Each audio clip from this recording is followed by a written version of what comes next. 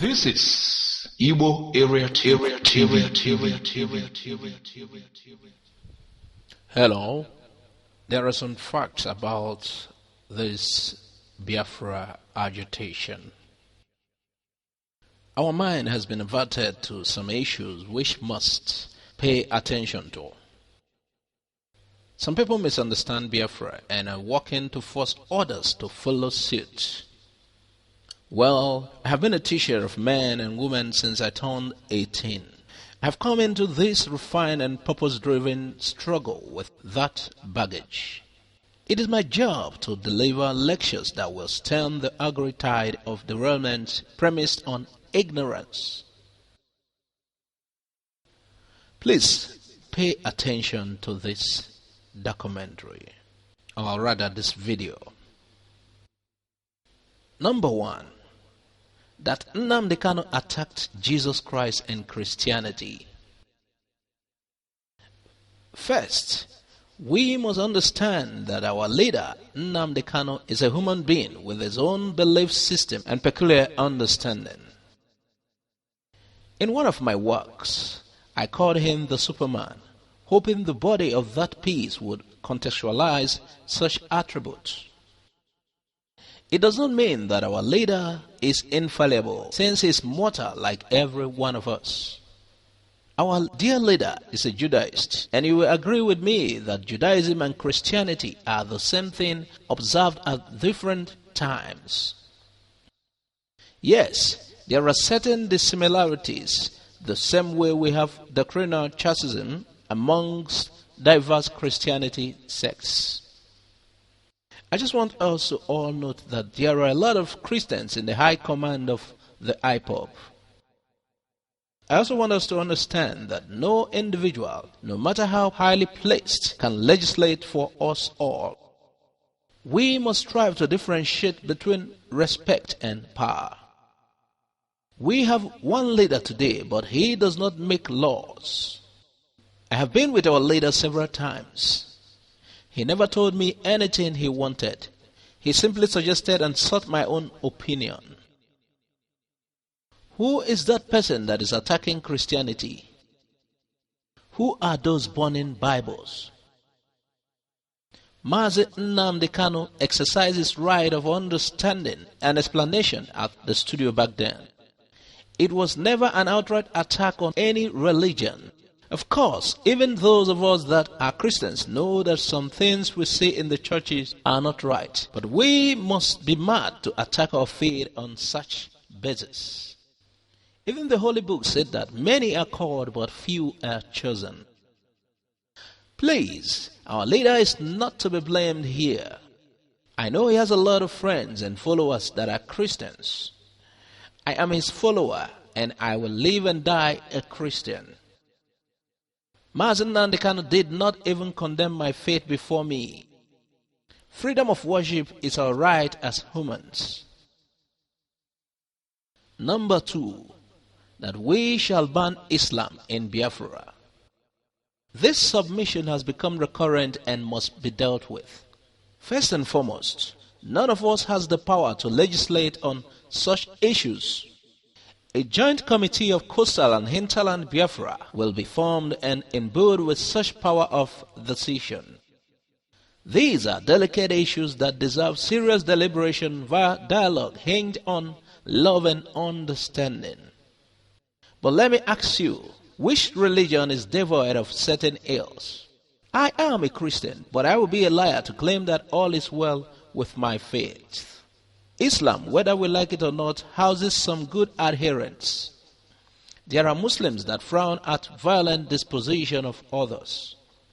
The canons of the Islamic faith are about love, cleanliness, and neighborhood. I have taken ample time to digest some of their doctrines. The jihad part can be likened to the tithe part in our own Bible that has become the subject of true and untrue interpretations. I do not think we can ban any religion. I am pretty sure that this issue will be exhaustively discussed at the committee level. I know that we have several Muslims in the coastal and hinterland parts of Biafra. Shall we proselytize and exclude them from their motherland? No. We must think deeply. I see no reason why we shall ban Islam while allowing idolatry. However, like Donald Trump of the US, we shall place embargo on anything radical. The Joint Committee has the final say. Number 3. Religious tolerance versus religious extremism and supremacy. Supremacists think what they do is better than what others do. This makes them think they can force others to join them, and where resistance ensues, violence holds sway. No religion is objectively better than others. Subjectively, relatively, however, each person can make such judgments, and such judgments are responsible for conversion from one to another.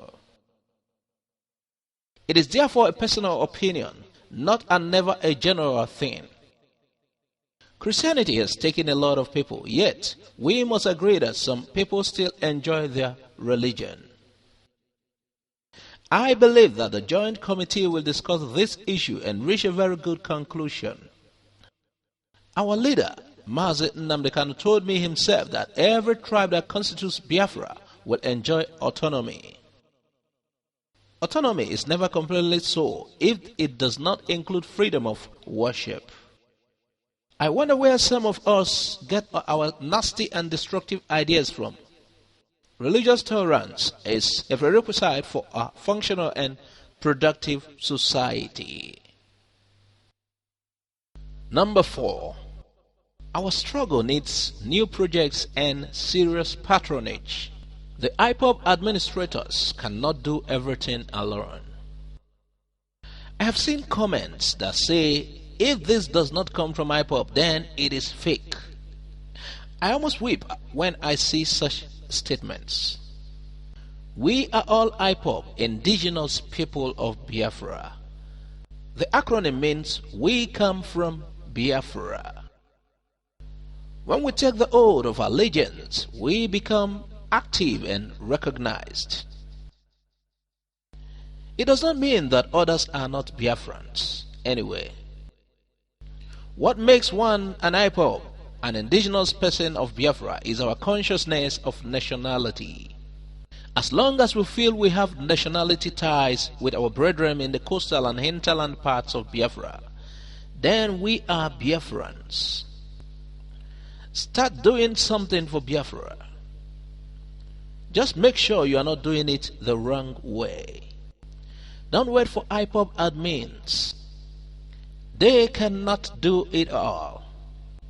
The admins of IPOB are empty without you all. They administer to you all.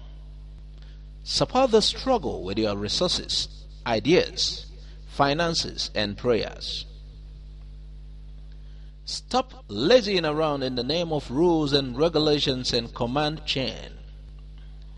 They are not stopping you from working for Biafra. They only guide your actions lest you derail the struggle. Number 5 issue. They did not unlawfully proscribe Biafra. Some lazy ones among us always try to criticize every ongoing project on the grounds of that unlawful proscription of IPOB by Nigeria. Please, IPOB, as used by the unlettered pundit, refers to the body of administrators, not to the people. The government erred in the law because you cannot proscribe indigents. They proscribed the IPOB, but the people still exist. Can't you see how that sounds? If they cannot proscribe the indigents of Biafra, then they cannot do the same to our admins. So either way, the IPOB remains unproscribed. We must begin to act as Biafra, since the acronym IPOB worries some. Let us increase the fever by working as Biafrans here in Nigeria and as IPOB outside Nigeria. Revolutions are the most tactical human endeavors. Please, there is nothing about Biafra restoration that is secret. We must continue to operate without let or hindrance. We are God's children. We cannot be stopped. Every attempt to stop us will excite new inventions. All hail Biafra. This material was provided by Russell Idatolo Sanju Blowjack. He is the Rivers State Media Team Leader, IPOB, and writes from the coastal part of Biafra. Thanks for listening to Igbo Area TV. Please subscribe to our channel for more updates. God bless you and bye for now.